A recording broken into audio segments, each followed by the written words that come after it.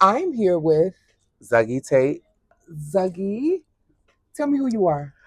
So I'm Zuggie Tate. I am a poet. I am a visual artist. I'm a singer. I dance. I do a lot of things.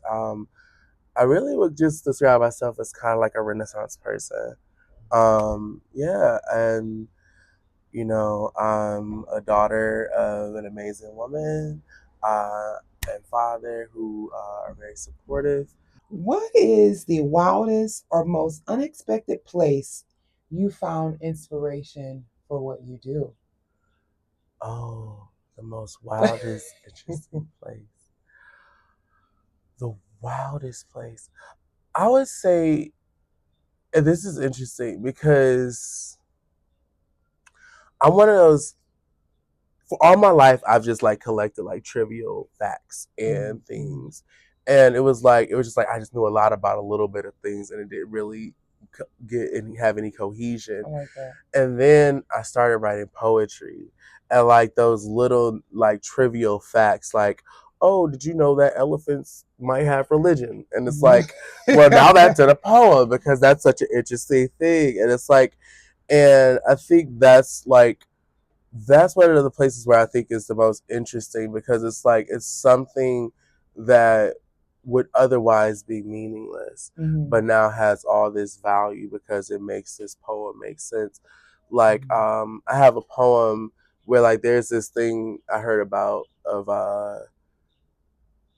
like cuckoo birds. Okay. What they do is they will hijack the nest of a winged warbler, and the Mm. winged warbler will raise the cuckoo's child. Wow. Yeah, Interesting. it's interesting. And then, but one thing I was thinking about was like, because I was writing, I had an idea for a poem, Mm. and it was like the idea I just wanted to write about was like, how my first trauma kind of really was at birth Mm. because it was like I was already being Yeah, yeah, yeah.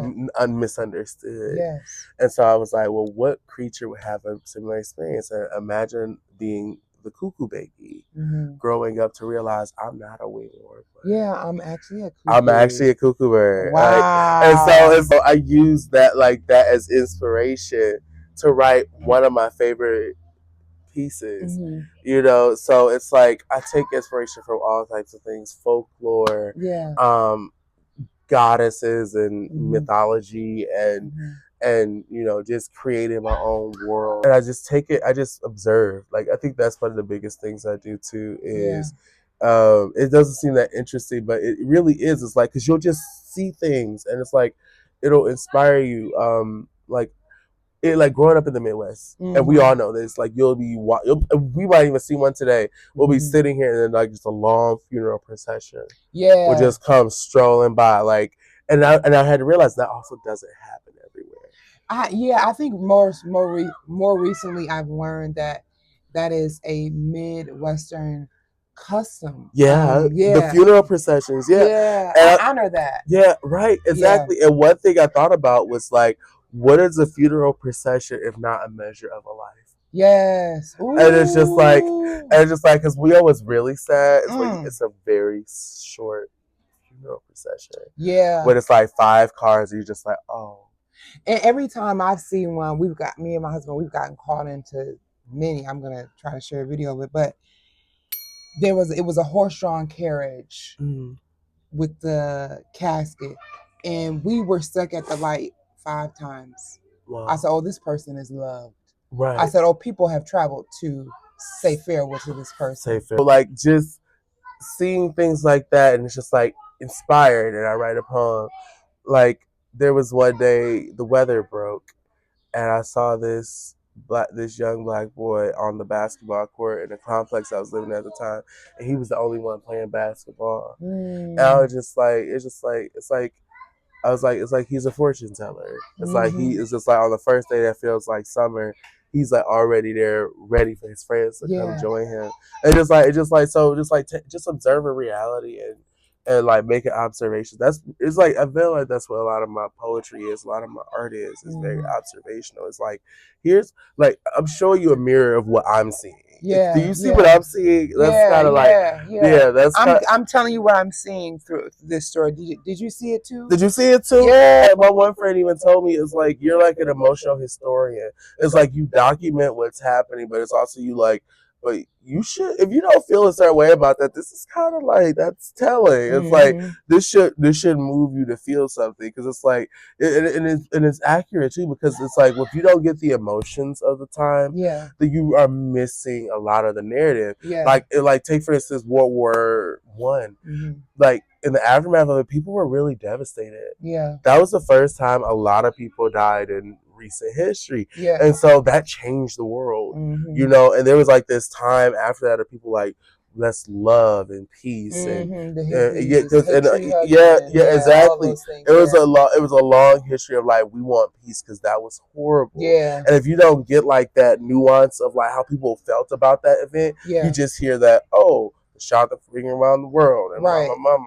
And it's like, but you don't get the nuance of how it affected things, and for our community as well. So it's like it's very important. If you had to describe your art style using only 3 pop culture references, what would they be, and tell me a little bit of why? Okay. And they can be anything. Music, pop anything. Culture references. Events, food. Anything. Okay, all right. So, in a very real way, I would say, and this is gonna sound so funny, but it's like, come outside, girl. It gonna jump you. It's like, it's just like, no, we're inviting you into like some deeper understanding here. Right. Like, come outside, girl. It's safe. It's safe. You're gonna be confronted, but it's safe. It's like to say like a bait and switch, because it's like I feel like I don't want my pieces to ever be like a bait and switch, but it's like, but it's the idea that is very in your face. It's very confrontational. It's very like, you know, I call out, like I'll call out like what I see, and I call in like to like understanding and community. It's like, so what we call that a quote? Because I feel like that would be a pop culture quote. Come outside, girl, we're gonna jump you. That would be a quote. It's a quote. Come outside, girl, we're gonna jump you. That's historic. There's many of us that have heard that before. Lord, that's hilarious. Another pop culture or like music reference. I'm thinking of a Frank Ocean lyric. I'm like, because I love Frank Ocean, and Frank Ocean really inspires me. If I could quote the whole song "Nights," I would, because that was a really pivotal song for me. So that was the "Nights" by Frank Ocean. Yeah, it's like that really, like I like, because I was like, and the craziest thing is I literally know every lyric of that song, and it's like a 6-minute song. But it's like, when I tell you, when I first heard it, it like put so much into perspective for me. Like when I say I first heard it, I'm like, not the first time I listened to it. Like, because I listened to it, I was like, because I listened to the album. That was my first exposure to Frank Ocean. Was 2016 Blonde. And I'm listening to it, and I listened to it the first time, so nothing really stuck out to me. But Nights, the song Nights in the middle of the album, was like, oh, but that kind of sounded good. And so I kept listening to that. And one day I was on the bus, and I actually heard what he was saying. Because you have to listen. It grows on you too. And when I heard what he was saying, I was like, this is what's happening. It was like, I felt so seen, because it's like just to give you, not to go through the whole song, but it's like, it goes, round the city, round the clock, everybody needs you, and no, you can't make everybody equal. And although you got buku family, you don't even got nobody being honest with you. Breathe till I evaporate. My whole body see through, transportation handmade. And I know it better than most people, but I don't trust in any ways. You can't break the law with them. You're so good you have a car nice. You just killing left and right, working through your worst night. But if I get my money right, you know I won't need you. Then I tell you, it's like so that would be my. I'm gonna tune into it. I'm definitely. I'm ready to. And then Nights by Frank Ocean. Yeah. And if we're gonna go with a pop culture reference, it have to be SZA. And I think it's SZA, and it was like, and it was this, the song that I really think about was Go Gina, because she was talking about it one day, and I heard in an interview, and she was like, everybody always in this story of Martin, like they idolize or epitomize like Gina as the archetype. But when you think about it, Pam had more fun. Mm-hmm. Pam had a very healthy relationship. Yep. Pam had a very good job. Mm-hmm. She set boundaries. Mm-hmm. She stood up for herself. Mm-hmm. She didn't take mess, and she still got her man. She still, she still got all the things, mm-hmm. and she didn't have to deal with half the mess that Gina did. Mm-hmm. Yeah, yeah. It was like Gina had to deal with some. Gina had to deal with some mess. Shout out to Tisha Campbell, Martin. Yes, shout out to Tisha Campbell. I think no. Mm-hmm. Yeah, Tisha Campbell and Tashina Arnold. And Tashina Arnold. Yes. Oh my goodness. Icons. Yeah, icons. Oh, that's dope. But like Go Gina. It was like, because it's like, cause another song, all the lyrics too, because it's like, but like it's there's the one part of it where she's like, I belong to nobody, hope it don't bother you, you can mind your business. I belong to nobody, try not to disturb her, mind my business. I was like, it's just like she was spitting. She was spitting, and it was like, and so that was, so like those were like two moments, like definitely like that really inspired me. It was like, and it felt like it gave me license to write very like image heavy and like I'm gonna vividly, yes. And it's just like, and know that this is something that I appreciate, that this is something that I like, and that like, because that's one thing I would say is like, I am the biggest fan of my work. Yeah, I love what I write. Like I like my art is like my children. It's like my babies, and I'm so like I'm proud of it. And it's like, and that's one of those things where it's like, I share it with people because it's like, look at this amazing thing I made, and I really like it. And it's like almost like that initial thing when you're a child. It's like, there's this thing I heard about like how you heal your inner child is by finding that first version of yourself that you really loved, and that when you showed it to somebody, they made you feel bad about it. You know what I mean? And it's just like, because when you like that version of yourself first, that's real. When you like that version of yourself first, you were in love with that version of yourself before anybody corrupted it, that was enough. Yes. That was enough. Yeah. And it's like, and then when they made you feel bad about it, it sets you down this whole spiral. Right. Like, cause when they talk about like finding your highest vibration, it's not about finding it really. It's about remembering it. Yes. Yes. And so for me, that version of myself was that little girl who was just like, look at this thing I made. Yeah. Isn't it so cool? Look at it. Yeah. And so my art is like that. I love the things I make. I think that they're good. Yeah. I think that they're great. And it's just like, and I just want to share them with people because it's like, look at this.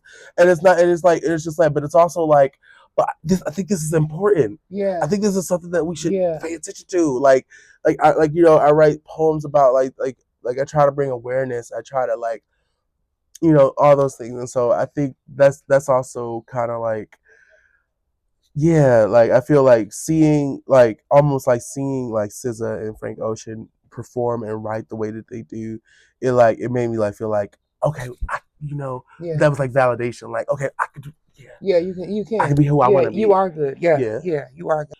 If your art could speak for itself, what's the message it would say to the world? Is that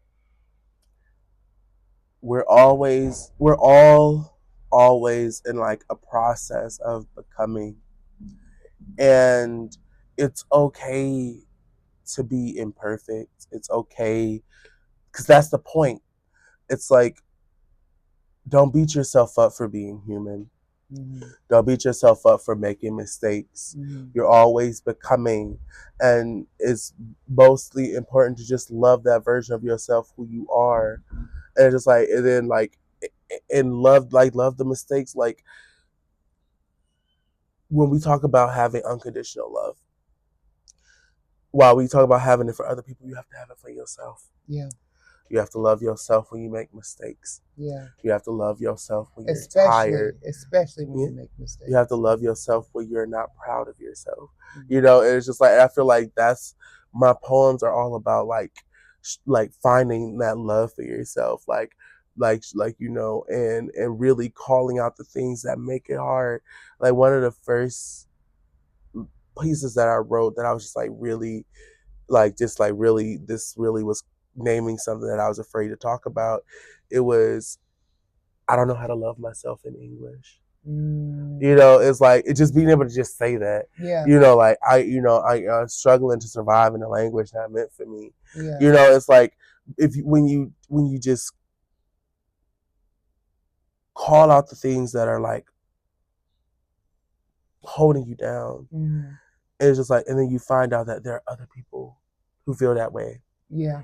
And it's just like, and you're not so isolated. Mm-hmm. And like and for me, when I found out that I wasn't as alone in it as I thought, that made it like, this isn't unnormal. This doesn't make me unlovable. Yeah. It doesn't make me, and it's like, it helps you to like, then like, I love myself. And also like, when you get to a place where you're like, I love myself, you have to love all the things that led up to that moment. Yeah, all those parts. Yeah, like, you know, like if the butterfly effect is true, right, you know, everything had to happen for you to get to this version of yourself. Yes. And it's just like, so it's like my poetry, what it's saying, it's like, you're always in a process of becoming, and it's just like, learn to enjoy the ride. Yeah. Where can we catch you in the next month?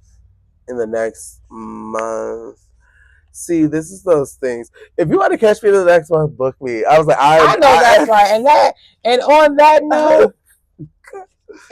that note, honey, because that's real. If you want to catch Zuggie Tate in the next month, book her. She is talented. She is expressive, vibrant, and phenomenal. And I'm so grateful that you are sharing parts and pieces of your story and who you are with me. So everybody stay tuned for the next episode. Don't forget to check out Zuggie's work. Peace and love. This is Street Story Media.